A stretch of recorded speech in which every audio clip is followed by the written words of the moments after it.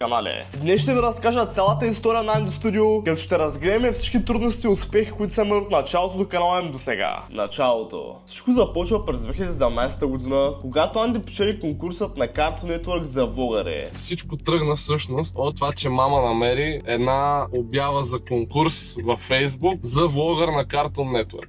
И така той започва неговият канал с сила се развива като ютубър и да показва новостите в Cartoon Network. Като в началото самите Cartoon Network доста му помага на канала с информация относно новите им проекти и с предмети, които да показва неговата аудитория.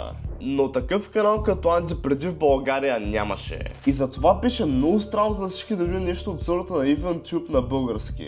Въпреки това обаче цялата тази идея бързо се намери аудиторията и дори самият Анди в началото изобщо не беше очаквал тази огромна известност, пълна с възможности, която му предстои. А той просто си беше хлапе, който обичаше да се прави забавни влогове за удоволствие. Като около една година по-късно в правенето на тези видеа започна да участва и братът на Анди, а именно Дани. Като така заедно станаха още по-силни. Понеже Дани преди много беше гледал американски ютубъри като Логан Пол, както можем и да видим по мърчето му, който много пъти е носил в видеята си. И поради тази причина той бързо разбра какво се гледа в YouTube и как работи самата платформа. И така чрез комбинацията от добрите идеи на Дани и детският любим персонаж на феновете им Анди, успяха да пренесат много трендове в България като пранк войните и всякакви предизвикателства, които им генерираха просто стотици милиони гледания. Като и не след дълго те така достигат до първото им по-голямо постижение, а именно 100 000 абонати, което за канал на по-малко от 2 години си беше огромно постижение. И то имайки ме предвид, че тогава даже нямаше YouTube Shorts. Малко по-късно обаче, като Анди и Дани виждат колко много се гледа геймингът в България, им хрумва гениалната идея да пробват да се направят още 2 канала за гейминг,